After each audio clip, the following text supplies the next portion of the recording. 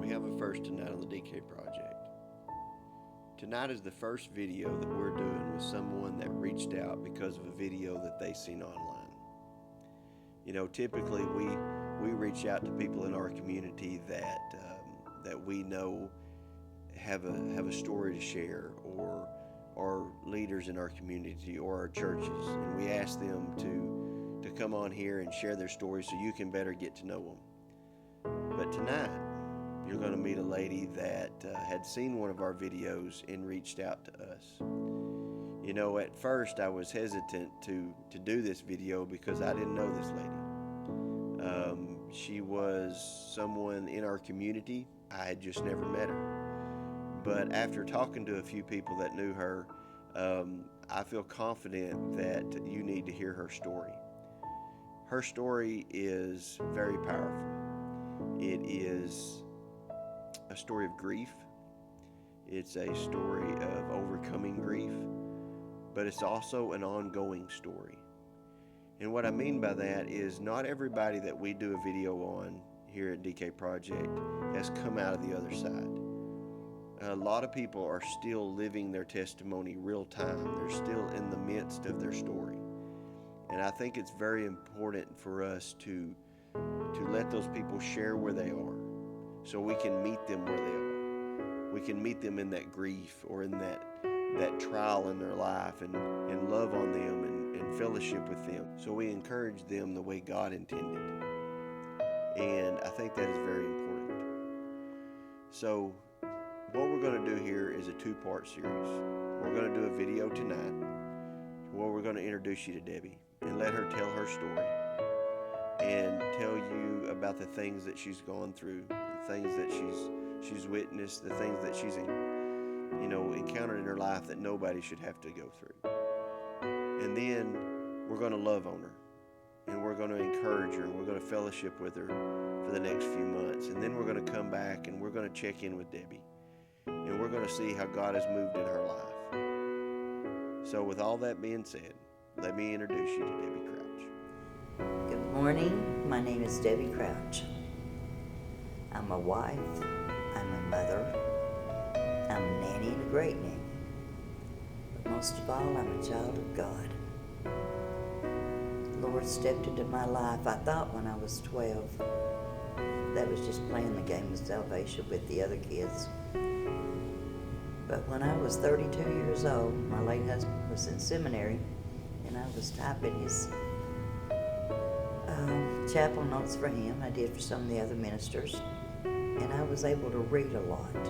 And at midnight one night, I had a burden on my heart, and I jumped up and I ran to my couch, and my knees hit the floor. I knew then God wanted me. He wanted me to be a true child of God. And I asked the Lord into my heart. I have not been as faithful in doing a lot of God's work as I should. I try. But I think most of mine started 3.5 years ago when I let my faith waver. I think I threw it in the trash for a while. You see, I had a son, Derek, that was a drug addict. July the 24th of 2022. When that happened, I was so busy preparing for his funeral, I didn't know where I was coming or going. I didn't even pray. I just got mad. I just got mad.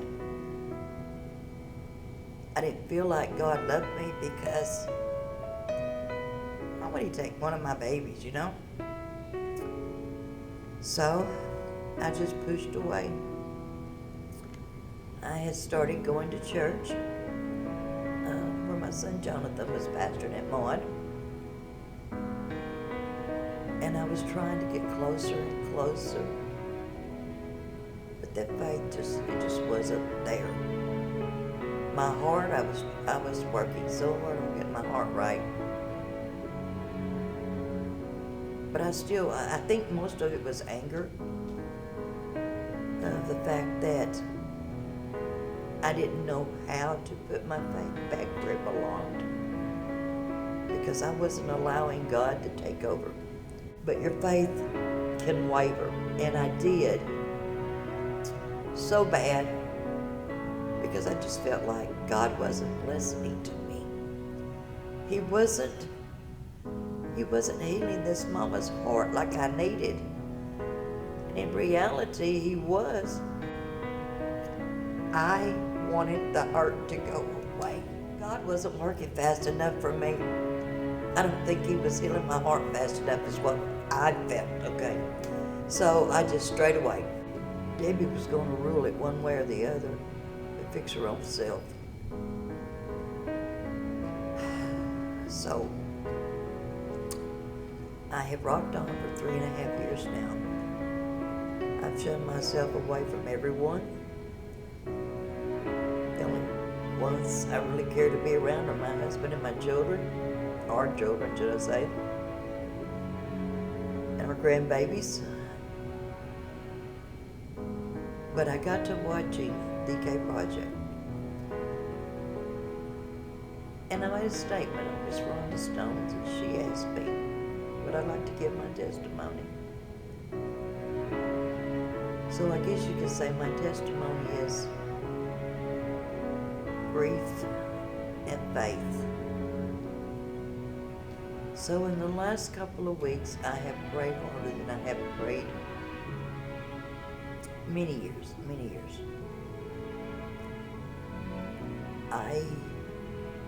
I just had to give it to God. I didn't want to, but my hands were tied. I mean, these two hands cannot do what my God can do.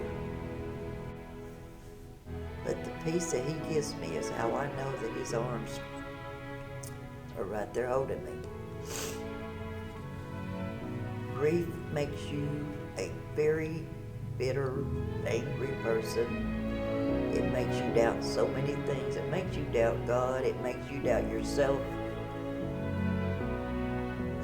In the last 2 weeks, though, and I have struggled very, very, very hard at this.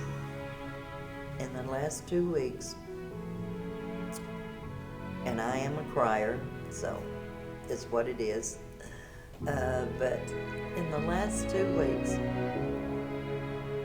I have just absolutely turned it over to God. I've let him have it. He was saved when he was 14 years old. And I remember his dad baptizing him, because he baptized him and his next to younger brother, Christopher, when he was 12.